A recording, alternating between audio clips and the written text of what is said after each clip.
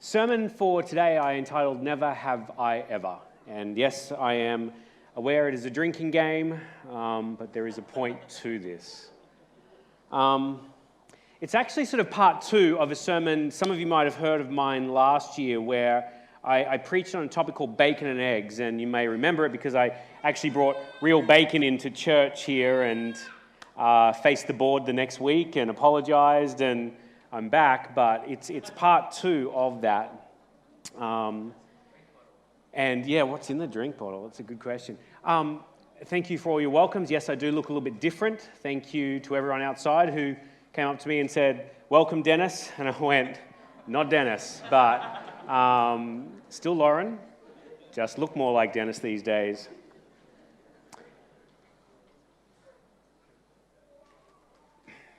When you go through Bible stories, sometimes you read them the first time and you get one thing out of it. Second time you read it, you get something a little bit different. Third time you read it, something different again. It's like watching a movie sometimes where, you know, the first time you see it, you miss things. And then the second time you go back and you watch it and you go, "Oh, that makes sense now. I get it." Things like that happen to me when I read these Bible stories. And this, as you might have picked up from Russ's intro, which completely took away all of the mystery over what I was going to preach about, is the story of Cornelius and Peter and the sheet that came down from heaven of unclean animals. This all started way back last year when I had been talking to a nameless couple who I will not name here, who attend Springwood, and it came about because we were talking about marriage and marrying somebody from potentially outside of your church or your religion, etc. And I had indicated to this person that I thought marrying somebody from outside of our church was probably a bad idea. I mean, they asked me, and I gave an honest answer. This particular person completely discarded my advice anyway and married the person. And it started me on a track of reading up on certain things that led me to this particular story. And that's what I preached on last time. And happy birthday, Jasper, for last week, for 1 year. Your parents must be very happy and happily married. We are steeped in tradition, and correct me if I'm wrong, but especially within the Adventist church, we have a lot of traditions. You think about certain things that you might do through a week to get ready for Sabbath, or things that you might do on Sabbath, or things that you don't do on Sabbath. We have a lot of tradition. Tradition has taken over a little bit, though. Remember those days? I remember the very first sermon I ever preached was at Parkridge Church. I must have been 17 at the time, and I remember the phone call I got from my mum Sabbath morning. "Yes, Mum." First thing she said, "Loren, you need to shave." "What are you talking about?" "Well, you can't get up and preach today if you haven't shaved." I was a 17-year-old boy. I had a good amount of little stubble, and I was very proud of this stubble. I mean, I was becoming a man. And I thought it was attractive. It was not, looking back at the photos. But I thought it was attractive, and I went, I'm not going to shave. What are you talking? You've got to shave. Have you got a tie? You've got to wear a shirt and tie if you're preaching today. I'm like, what? Dearest mother would roll in her grave now if she saw me up the front in like Vans and chinos and no tie and an untucked shirt, and I didn't shave this morning. Well, I shaved my head. I didn't shave my face this morning. Tradition. And then we get to technology. How does this all merge in as well? I mean, most of you here, how many people brought a Bible to church today that is on paper? Okay, my wife, that is excellent. Thank you. Most of us don't. Most of us will have it on a phone or a tablet or something, and it's so much more convenient because when the preacher is preaching and you're looking at Bible text, you can be playing Wordle, you can be looking up the latest horse racing results, you can be doing all these different things through church now with technology you couldn't have done with the good old book. Melvin Kranzberg, you will have heard this quote, I'm sure, on technology, said once that technology is neither good nor bad, nor is it neutral. It's neither good nor bad, nor is it neutral. Because technology in itself is not necessarily a good or a bad thing, but it will be used for good or bad things. Thank you, that is it. Do I have the clicker? Excellent, thank you. Where does technology come into this for me? Growing up, I remember early mornings, Dad would wake us up, my brother and I, and we would go out and watch the TV, and we would watch the space shuttle launch. For those who are younger, it had already retired by the time you were around. But the space shuttle was one of those innovations that were just mind-boggling. This thing would go into space, launch these huge rockets, go to space, come back down, land again like a normal plane, and then do it all over again. And we would watch these and just be in awe. And I remember going to the US, I don't know, maybe 6 or 7 times, trying to go and watch it. Like I got tickets to go and watch a launch, and every time I'd land in the US, it would be cancelled. Bad weather, the breeze was wrong, the sun was, I don't know, it was just all these different reasons. I finally got to see it the second last time it ever launched. And it was an amazing experience, something I'd always wanted to do from a kid. But one of the stories that goes around at the moment, that's quite a popular sort of internet-based story, you can see on the side of these on the side of the big orange fuel tank there are the white SRBs. They're the solid rocket boosters.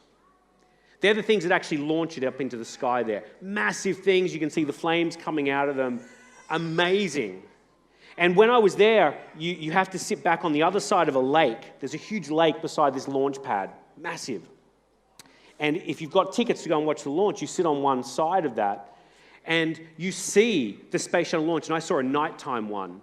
And all of a sudden, it went from pitch black to the brightest, like Jesus was coming, seriously. It was so bright. And this thing launched, and you couldn't hear a thing. It was dead silence. It was the most eerie thing you've ever imagined. But then all of a sudden, across the lake, you saw waves coming, literal waves of water coming from the sound that had hit the water and was now moving towards you. And you could see it, and then all of a sudden, everything just got blown away as this sound wave and everything just came and hit you. And it was an amazing experience, all because of those rockets. Well, what does that have to do with technology and where I'm going with the story today? Those rocket boosters, true part of this story, these rocket boosters are made by a company in Utah, in America. Landlocked, so there's no ocean there. So the only way to transport these rockets, they can't do it by car because it's too heavy. They can't do it by flight because it's too heavy, so they have to put it on a train. And obviously, if they go on a train, they've got to get through different tunnels, and they've got to get all this different way to get back to NASA, where they put them all together. And so the influence of the size of these rockets on the side are at least influenced by a train track. Quite interesting, isn't it? That, something that launches into space is actually influenced in its size on a train track because that is how they knew they had to transport it after it was done. Why is that interesting? Because in the US, a train track is exactly 4 foot, 8.5 inches wide. It's been the gauge of train track they have had since the US started. And this has been a very popular sort of story that goes around the internet, some people disputing it and whatever else. You read up about it when you get home, not during the service. And 4 feet, 8.5 inches. And where does that come from? Well, that comes from the fact that when America was first starting to roll out its railroad, they got all the machinery from another country because they didn't have the industry themselves at that time. Which country did they get it from? England. Why did England have it at this particular width? Well, because that width is the same width as wagons. And those wagons were the first carriages ever pulled by a train in Europe. 4 foot, 8.5 inches wide. Why would they 4 foot, 8.5 inches wide? The reason being is because those wagons had to be dragged around, obviously behind horses before trains were around, and there were ruts all through the road. And if you made it wider, you would come across issues. One of my staff yesterday at work was telling me he wants to buy this new Ford Ranger that's coming out. Keen, mad camper, loves going out and adventuring. And I said, which one are you going to get? Are you going to get the Raptor, really big, sort of aggressive one? And he said, no. I said, why not? And he said, well, the wheels are actually wider than the others. And so when you go out camping and four-wheel driving, most of the time you're on your side because your wheels don't fit the ruts that almost every other four-wheel drive has made. So it's much more dangerous. So he said, I'll just go for a standard one. So these wagons would drive along. And where did these wagons come from? Well, those wagons were that particular width because the first people who made ruts in the roads through Europe and through England were which country? The Romans. Why did the Romans have that particular width? Because they had their carriages that particular width. And why was a carriage exactly 4 foot, 8.5 inches wide? Because that was the width of 2 horses' butts put together.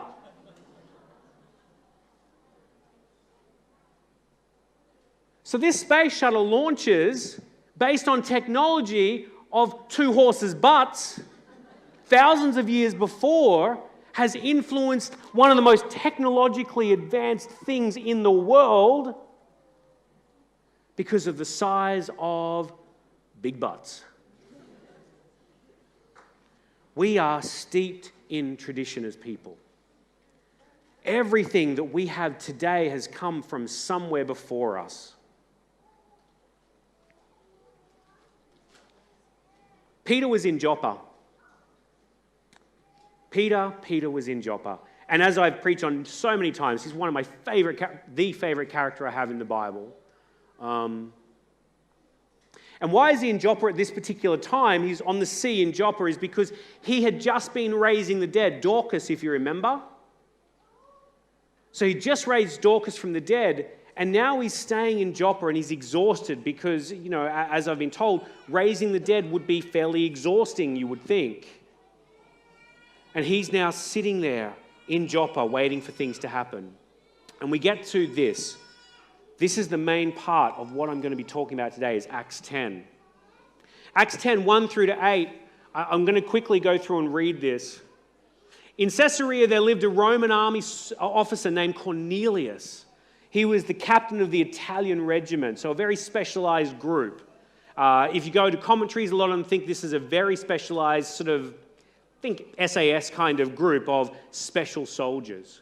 He was a devout, God-fearing man, as was everybody in his household. He's a Gentile. He is not a Jewish man. He is a Roman centurion.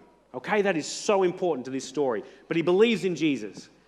He gave generously. Well, he believes in God at this point. He gave generously to the poor, and he prayed regularly to God.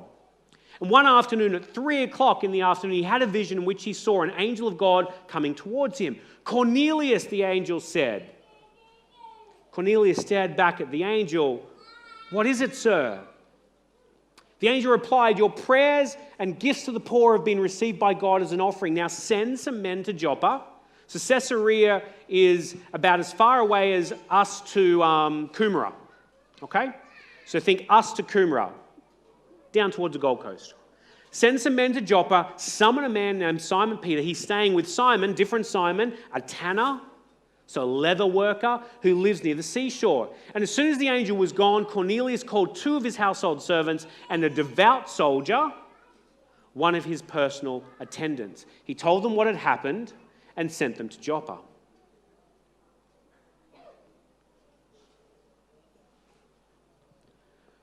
Interesting story. Think of a few different things that are in there at the moment. Cornelius, this Gentile, this non-Jew, shouldn't even be a believer, believes in God and gets a vision from God and says, go and get Simon Peter from Joppa. While all of this was happening in Caesarea, which is where Cornelius was, over in Joppa, God's actually linking the story together and none of them know that it's actually happening at this moment of time. Because God's about to answer a prayer that Peter hasn't even prayed yet.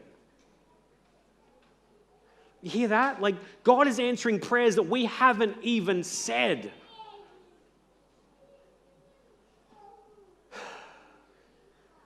Acts 10, 9 to 20. The next day, as Cornelius' messengers were nearing the town of Joppa, Peter went up onto the flat roof to pray. So the very next day, because it would have taken them about 13 hours to walk. So if you want to start walking towards Coomera right now, you'll get there in about 13 hours if you want to walk. It was about noon, lunchtime, and he was hungry. I mean, this is Peter. Man's always eating. So he needs his food. He's a big man, small man, I don't know, but he's a tough man. He likes his food. And while the meal was being prepared, he fell into a trance or a vision in different translations. He saw the sky open and something like a large sheet was let down by its four corners. In this sheet were all sorts of animals, reptiles and birds, and a voice said to him, "Get up, Peter, kill and eat them." No, Lord, Peter declared. No, I have never eaten anything our Jewish laws have declared impure or unclean. Never have I ever done this, God. That was his first response. Not, okay, God, sure, or anything like that. It's just his response is, whoa, I've never done that. Not me. Look at somebody else. That's not something I do, God. But the voice spoke again, "Do not call something unclean if God has made it clean." The same vision was repeated 3 times because Peter required everything in threes, if you remember. A little bit, a lot of skull with Peter. Not a lot of the sort of softer stuff inside sometimes, but a lot of the hard stuff. And the vision is repeated 3 times. Then all of a sudden the sheet was suddenly pulled up to heaven. Peter was perplexed. What could the vision mean? And just then, the men sent by Cornelius found Simon the tanner's house. Standing outside the gate, they asked if a man named Simon Peter was staying there. And meanwhile, as Peter, this is a great part, Peter is there puzzling over the vision. You can just imagine Peter. He was just praying and he was just hungry. He just wanted some food. I just want a big lamb steak. I just want a big, whatever he was going to eat. I think he's more of a nuttolene than a nut meat kind of guy, sort of wrong, not right. The Holy Spirit said to him, 3 men have come looking for you. Get up, go downstairs and go with them without hesitation. And don't worry, don't stress over this. They're not here to kill you or anything. I have sent them.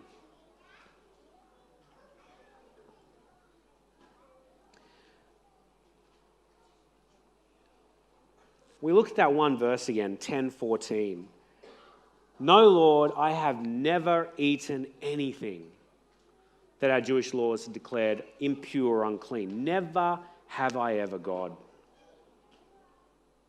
How many times do you remember Peter saying to Jesus, never? It was a very popular word in his vocab out of interest. Like he said it so many different times. Matthew 16, Jesus is talking to his disciples and Jesus says to the disciples, I'm going to go and get killed. I have to. It's part of the plan. This is the most important reason that I've come down to earth is I must be killed. And Peter pulls Jesus aside and the word literally that he uses in there, never will this thing happen. Never will this thing happen, Jesus. No. Never. Not on my watch. You are not going to be killed. Jesus, I can only imagine just sitting there shaking his head going, oh, I can't wait for you to understand, Peter. This is going to be so much easier once we get you over this hump and you actually understand what I'm here for. But Peter says, no. Never let this happen to you. Mark 14, Peter says to Jesus, even if all others reject you, Jesus, even if all others reject you, I never will. Never, not me. Never will I ever reject you, God. Only 2 verses later in that same chapter, Jesus says to Peter, Peter, you're actually going to deny me 3 times before the rooster crows. Peter's response, even if I die with you, Jesus, I will never say I don't know you. Never. John 13, another classic Peter moment. As Jesus bends down to wash Peter's feet, the Last Supper, communion, why we celebrate that. And what does Peter say to Jesus? You will never wash my feet. A verse later, oh, okay, wash all of me. Really? I've just gone from never, you're never going to do this. Oh, but now that you tell me this is sort of eternal life kind of stuff, then look, my head, my toes, my feet, wash all of me. Every time that Peter said the word never, it really hindered what God was trying to do with him. The story that God was trying to do, that Jesus was trying to get through to him, every time Peter said never, that's what ended up happening. And yet if you look at all of those different times that Peter said never, were his intentions good? Absolutely. God, Jesus, I'm not going to let them kill you. Don't wash my feet. You're too good for me. Have we ever had the best intentions through our own human brains with God and with Jesus that we're still completely against what God wanted for us? The best intentions can often get in the way of what we're actually trying to do. How many of you sitting here today have ended up doing things you never thought you would have? I mean, there's a few types of things like that. You might have said, I'm never going to go skydiving. And then you've gone and jumped out of a plane and here you are. But have you ever done something that you thought in your brain you would never actually ever do? You know, a positive thing that you would never achieve, never get to. You know, there are people sitting in here who might have been told as they were growing up or going through school they were never even going to complete primary school, or that they would never go and finish high school, they would never get a degree. And some of you did. What if you think about low points in your life that you never thought you would get to? Things that you just thought would never happen in your lifetime.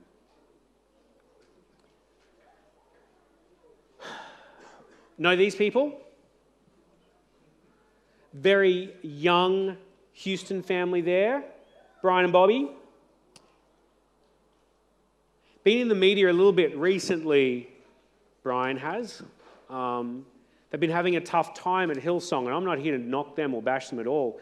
Here are two people who, way back in the 80s, way back before a lot of you in this room were born, they started a church called the Hills, down in Sydney. It was 80 people. That's a small church. We've had Sabbath school classes bigger than that here. And they started that little church. And my thoughts are that when they first started this, a few things might have been going through their head. And I don't know this. I'm taking assumptions here. That Brian and Bobby at that time never thought that they would get to this particular stage in their lives where they are right now. They might never have thought either that their small little 80-person congregation, their first Hillsong conference, wasn't even called Hillsong Conference, the Hills Conference, that occurred, I think, in the early 90s, they had 148 people attend. Did they ever think that moving on in their lifetime, that they would end up having hundreds of thousands of people every Sunday go to their church services, and just last week alone have around about 4 million people watch across the world from that little 80-person church that started?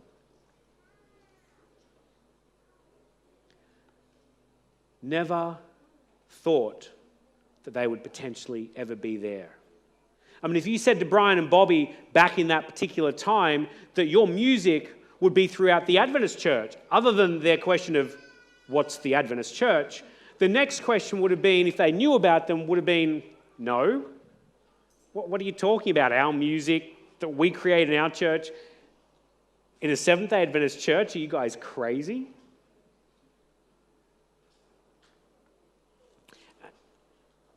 And never would he have thought that this year potentially would have come, because I see, and from what I've read, that these two people had a passion for God, a passion to spread his word, a passion to start up their own church plant, a passion to grow that church plant. And now here he is, court cases about his father, stepping back down from Hillsong now as its leader, because of instances of texts that occurred while he was intoxicated and on medication. Going into somebody else's room that he shouldn't have done, again while intoxicated. The board of elders asking him to stop drinking, and he wasn't able to do that. And it got to that point. So he came out this week with a press statement to say, I need to beat alcohol. It is impacting my life too much. Never have I ever, fill in whatever blanks you want to. I can stand up here this morning and go, well, never have I ever, God, gotten drunk and texted a woman that I can remember. I'm kidding, I've never gotten drunk. But we can all stand up here and say, never have I ever. You hear all these stories of everybody else in the world, and you can say to yourself, you sit there, and on the lounge, I was sitting there this week in the US, and I was sitting there when I was reading up on this story, and literally the first thing that came to my mind was, I wouldn't have done that. I would have been, I wouldn't have been drunk when I was texting another woman. We can put all of these different things into our lives and go, never would I have done that.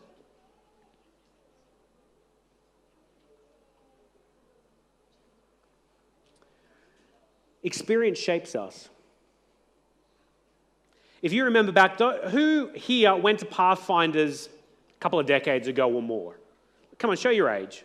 Who has done Pathfinders in their lifetime? Yep. Not the newfangled Pathfinders. I mean old school Pathfinders where you'd have Paul Creswell getting a big cane out there, and if you didn't march the right way, you learnt. It was quick. You learnt quickly. I loved it. No, I didn't. But you remember writing pledges back to your 11-year-old self going, never will I ever do this. Never will I ever take drugs. Never will I ever do... Did you honestly believe it at the time? Absolutely.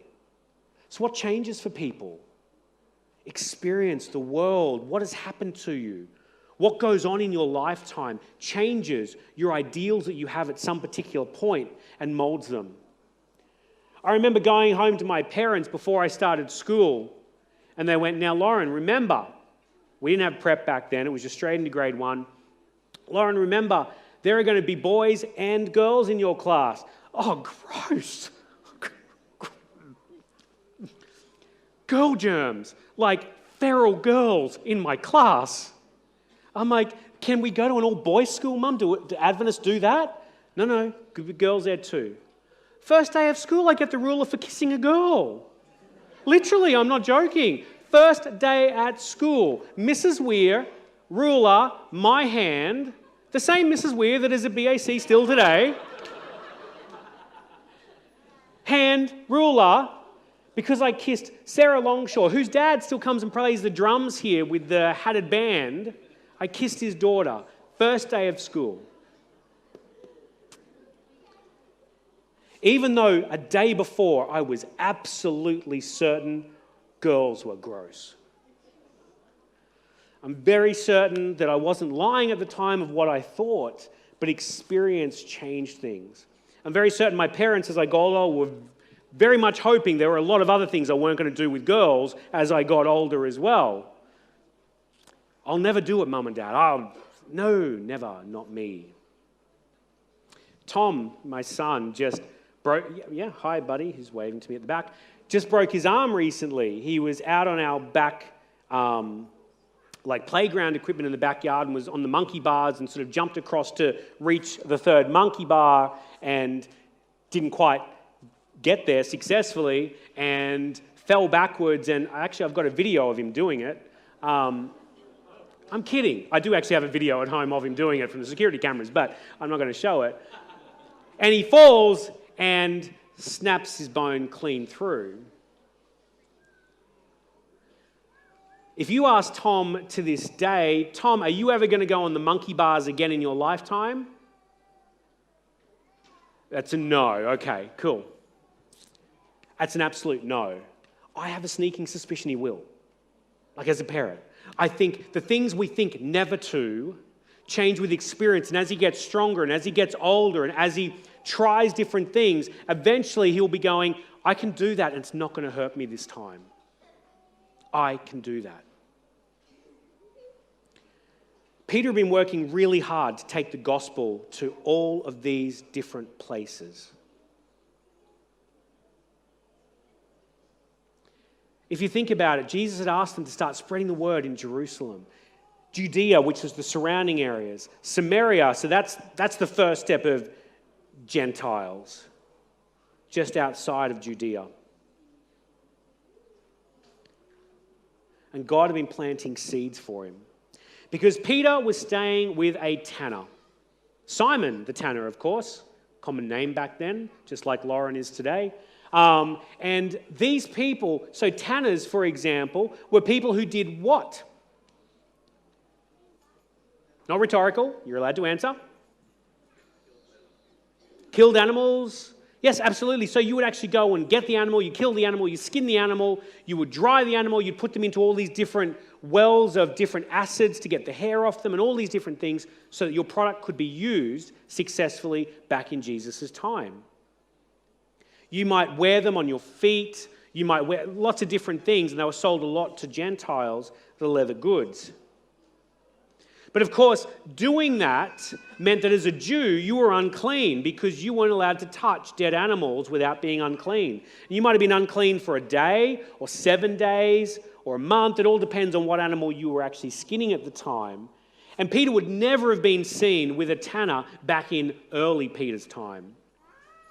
Only do we get to Peter 2.0 would we ever see him staying at a tanner's house, making him unclean in the process at the time. So God's already working on getting Peter to where he needs him to be. This all came from Leviticus 11. I mean, this is the most wonderful books in the Bible that we all love to read. It's just a hoot. This is where we go through the dietary requirements of what you can and can't eat, and if it chews a cud and if it's got a split hoof. I'm like, it doesn't matter to us as an Adventist church because we're all vegetarians. But if we weren't vegetarians, then all of a sudden, these dietary laws might come into play. And it's really interesting because our early church struggled with this. Ellen White ate bacon. I'll blow your socks off. Even after she had the health vision, she still asked her daughter to go and get her a can of oyster soup at one particular time. They were growing. There was growth occurring within the church.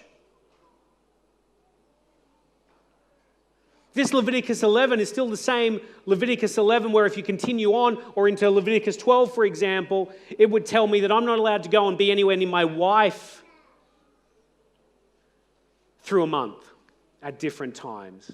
Or after childbirth, after my wife giving childbirth, I'm not allowed to go to be with her after Eloise was born for 44 days because she was a girl. She gave birth to a girl. How dare she? And so I would have to stay away from her for 44 days. Oh, how good would that be? Oh, I'm kidding. The dads love being with the newborns and it's wonderful.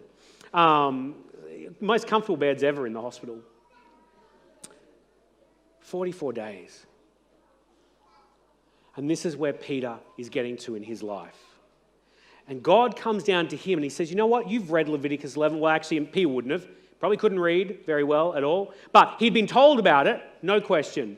And he knew all of the rules. And this is where he said, never have I ever eaten anything that is unclean under Jewish law. Never done anything against Leviticus 11. And God hits him with Acts 10:15 and says, do not, Peter, do not, Peter, call something that is unclean that God has made clean. Tradition lives forever. How often do we think things are bad simply because that is what we've only ever known? How does something, and this is a question Peter has in his own mind at this particular time, how does something that has been taught from his birth till this particular moment in time that is not from God, that these foods are not from God, how does all of a sudden heaven open, it says? This wasn't just a vision. He saw heaven open. How many of you have seen heaven? I haven't.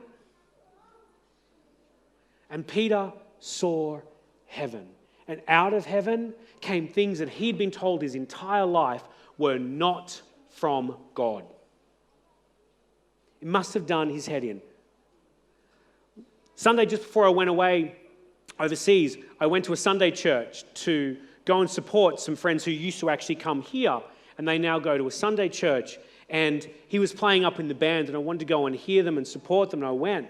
And it was an interesting experience because never have I ever gone to a Sunday church. It's not true, I've been. And I'm there, and I'm worshiping Sunday evening at this particular point of time.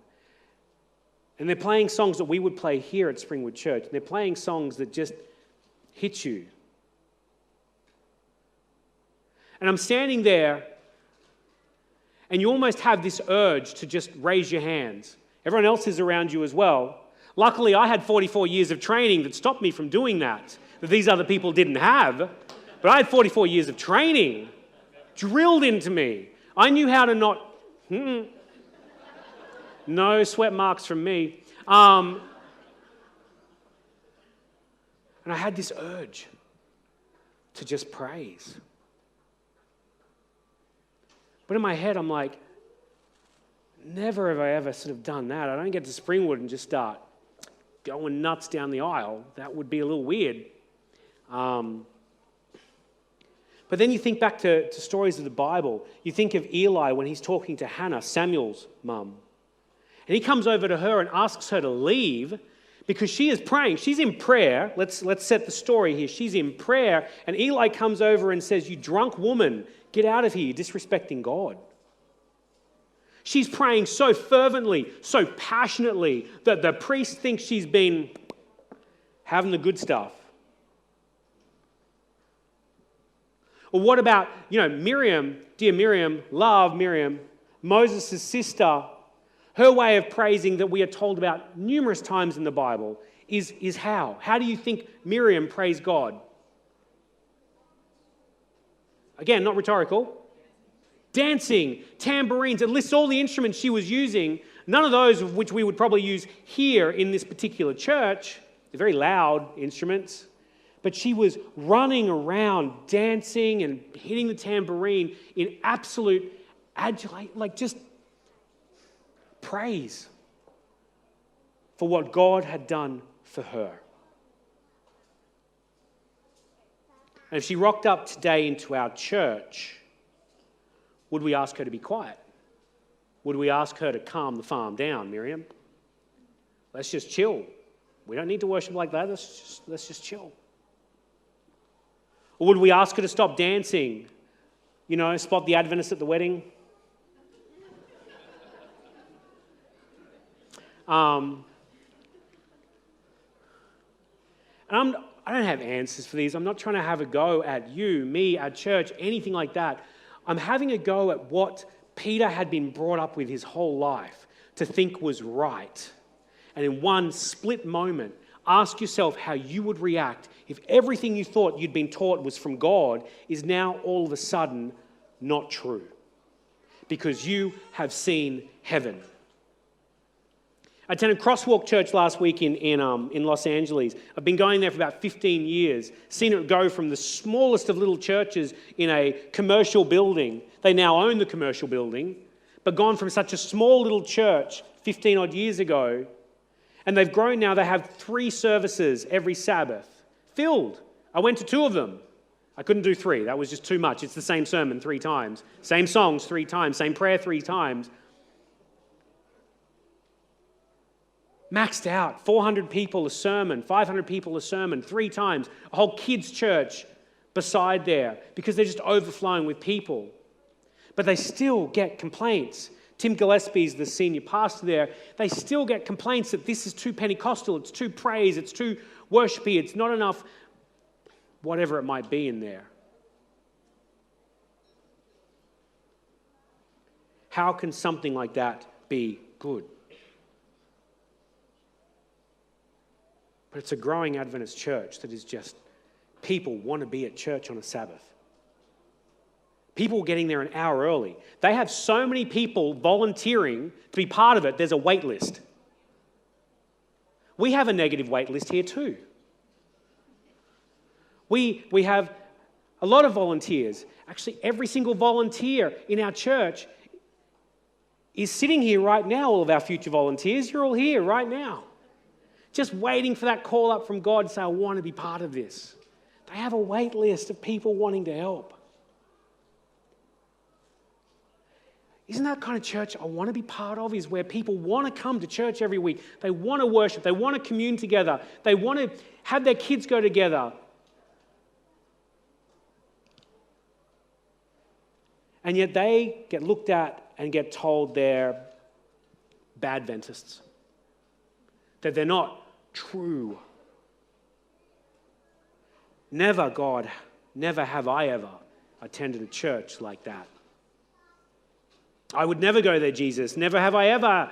Never have I ever. Is a great line that we often start our excuses with. John 8. Jesus is preaching there in the temple, and a woman is caught in adultery. It's a setup. You don't just get caught in adultery. It's completely set up, and there were cameras around, and there were people ready to film. This was a complete setup, and she's caught in this act. She's brought down to Jesus. Jesus, the wages of her sin is death. Let's stone her right now. And that's where Jesus writes in the thing, whoever here is without sin, throw the first stone. And Jesus says to them in these verses, the truth will set you free. The people's response, we are Abraham's children, Jesus. We have never been anyone's slaves. We have never been anyone's slaves. You read that and go, huh? You're literally living in captivity. Like right that moment.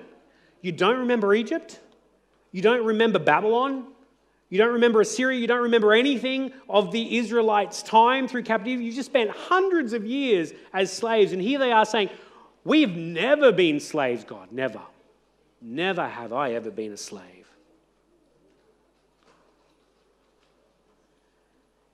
It's amazing how clouded our judgment can get on what we think is from God and what is not from God. What our own truth is, because those Israelites were genuine. They were saying, Jesus, we've never been slaves. Selective, never memory. And I'm sure I have the exact same thing, and I'm sure some of you do here as well. Peter is now being asked to forget all tradition. He is being asked to eat the unclean nut meat. He is being asked to do stuff that he never thought he would have ever done. Cornelius had been told to go and get him, didn't know why. Peter had been told to go with him, didn't know why. Never mentioned, just do. But the interesting thing was, finish up here, Acts 10:17 says they were standing at the gate while Peter was still thinking. I love that bit. The men there were standing at the gate and Peter is still thinking. Peter still doesn't know why he's there. Cornelius still doesn't know why he's being called. It's all just this unknown, but God has asked them, so they go. Peter went down, said, hey, you're looking for me? They answered, yes. Cornelius sent us. He's a God-fearing person. Come with him. And one of God's holy angels told Cornelius to send for you so we could hear what you have to say.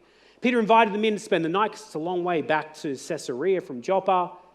And the next day they arrived there and Cornelius was waiting for them. He'd also invited his relatives and his friends because when he arrived, Cornelius greeted him, knelt down to Peter. Peter says, get up, man. I'm not God. I'm a messenger. Many people were there. And this is the moment for Peter. This is one of those moments where you just go, ding, the light comes on. You know that we Jews are not allowed to have anything to do with other people. So he's talking to these Gentiles going, I shouldn't be here. But God has shown me that he doesn't think anyone is unclean or unfit. God has shown me. I agreed to come here, but I still want to know why you sent for me. Cornelius tells Peter his vision, and Peter's response is, God is pleased with everyone who worships him and does right no matter what nation they come from. This was such a pivotal moment in the disciples' time, in the gospel, in spreading the word to the Gentiles, to those outside of the Jewish people. This was the time where Peter finally clicked. into the plan that Jesus had put onto his heart years and years ago, that his job would be to spread the word everywhere, not just within Springwood, not just within Adventism, not just within Christianity, but to the whole world. Because while he was praying, God had something more important at the gate. Peter was trying to tell God, never have I ever. And God was saying, I don't care what you haven't done in your life, Peter. I want you to do this for me now because, Peter, I've got something more important for you waiting at the gate. Peter's on the roof just going, I just want food, man. I'm hungry. And God's saying, Peter, there is something more important for you at the gate.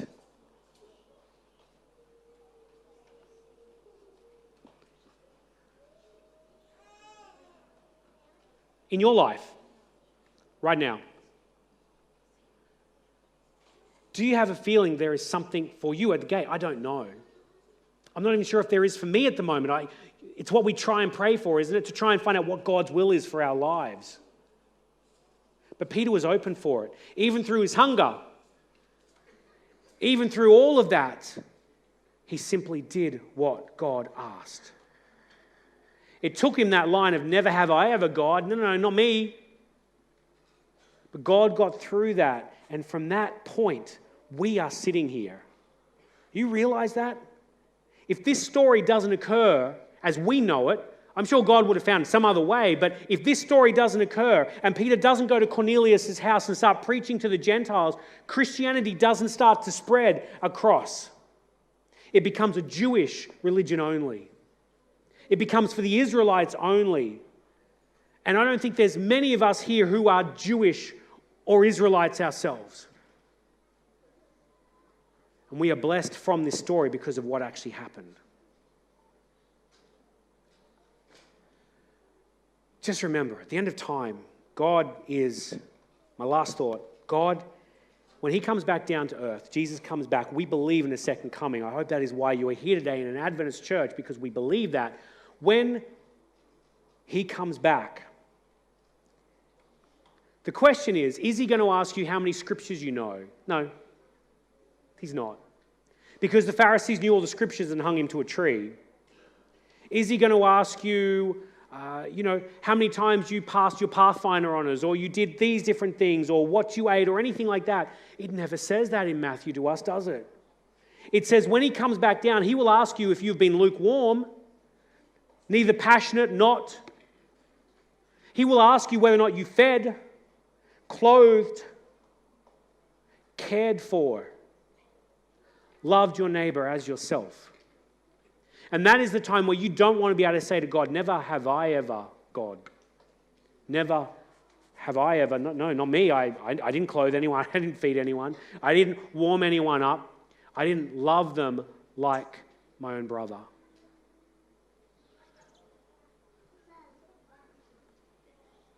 They are the questions that you will be asked at some point in your life. And are you going to be in that place like Peter was, open enough to go, sometimes you've just got to get rid of all the tradition in your life to go, God, use me as you need me to now.